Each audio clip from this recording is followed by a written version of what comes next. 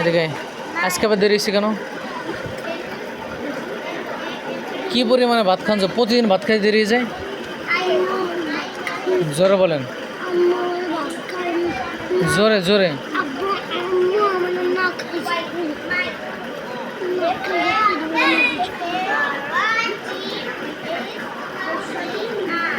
আজকে মার দেবো, আজকে মার দেবো বলেন।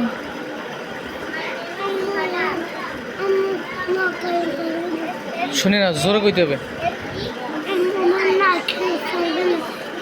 না খেয়ে ছাড়বে না? এই তো তাহলে এখন আজকে মার দেই।